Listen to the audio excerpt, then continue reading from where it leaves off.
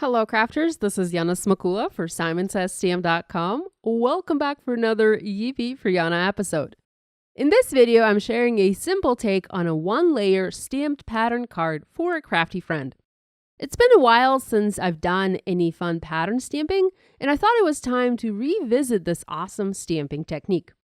For me, pattern stamping is taking a small image or a grouping of small images and stamping them onto the background to fill the entire card front space in what appears to be a random or structured manner. So you can create a stamped pattern using just a single image. I'm using this fabulous Crafty stamp set from Kathy Zilski. And for example, I could pick just the image of the paintbrushes and stamp that image repeatedly to create a pattern. I could stamp it randomly or in a linear manner, and that will give me very different looks. Or I can use grouping of images. I love all of the images in this set. These crafty supplies look so adorable and very inspiring, so I opted to use all of them on my card. I stamped a test pattern onto a piece of scrap paper and even test colored my pattern to decide which colors to use for my final project. For this particular pattern, I reserved the space in the center of my background for the sentiment. I wanted the card to be a one-layer one, so I needed to leave space on the background for my message. The sentiment reads, "Oh say, can you craft with me all weekend long?" And because it is a pretty big message, and it is the focal point on this card, I stamp it first. Because I created my test pattern, I call it a stamping guide, I can now use it to recreate this pattern to the letter on my finished card. And then once I'm done, I can keep this stamping guide for future use if I ever want to do this card again, or maybe do this pattern again, but change the sentiment. So to recreate this pattern, I first placed my stamping guide inside my Misty stamping tool, and I used it to position the stamps to build the background. It's very simple. I'm adding the stamps one by one, and I close the lid of my Misty. I remove the stamping guide, and now I can ink up my images and stamp them onto my card front. This is also a very good way to stamp multiples.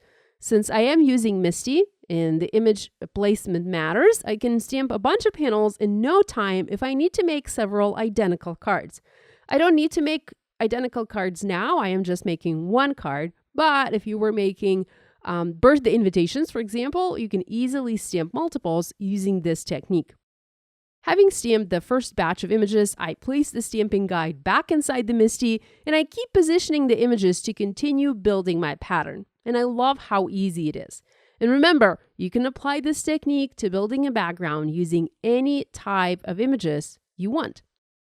I did my stamping on Neenah Solar White 80-pound cardstock, and I stamped everything in Hero Art's Intensified Black ink, which is a Copic marker-friendly ink, and it is also resistant to water.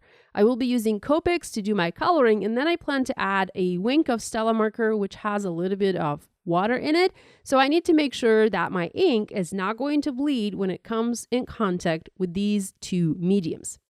Now, if you look carefully, you'll notice that I have a small white border around the edges of my panel. This was my intention.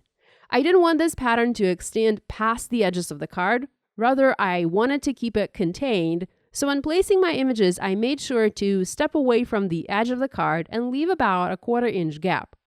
Next comes the fun coloring part. I'm using Copic markers for my coloring, and the coloring is super basic here. I just need to add pops of color. I don't need to do any fancy blending or shading. This card is not about the coloring. It is more about the pattern itself.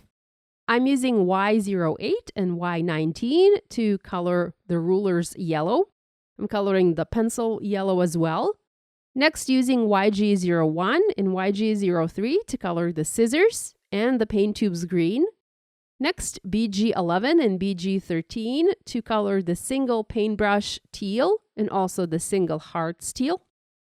E33 and E37 to color the barrel of the paintbrush brown, and E15 to color the bristles, a different shade of brown.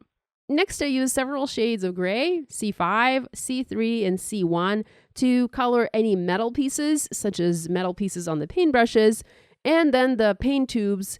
I wanted them to appear white, so I used a little bit of gray to add shading around the edges. I'm also using the C3 and C1 markers to add shading to the paint palettes. Next, RV10 to color the hearts on the rulers pink, and then to add color to the paint palettes, and also to color the other paintbrush. I'm also using R05, YR04, Y08, YG03, BG11, and BV02 to color my paint palettes, to add the color to those. And this pretty much finishes my coloring. I also added shading under each object using a C1 marker. This helped ground the objects on the card. And I also added the shadow under the word craft. It was big enough to add a little bit of shading under it. And I love this look. Now, I did trim this panel a little bit, and to add sturdiness to my card, I adhered 2 scrap sheets of cardstock together, and I used those to lightly pop the colored panel up on the background. So there is a little bit of dimension, but it is only 2 sheets of cardstock thick. So this card is still pretty thin and easily mailable. Finally, to add some more wow to this project, I used my Wink of Stella glitter pen and glossy accents. I coated the paints and the hearts with a Wink of Stella to add a little bit of glitter, and then added glossy accent dots over the paint wells and also over the tiny hearts. And here is the look at the finished card. I hope you feel inspired to create.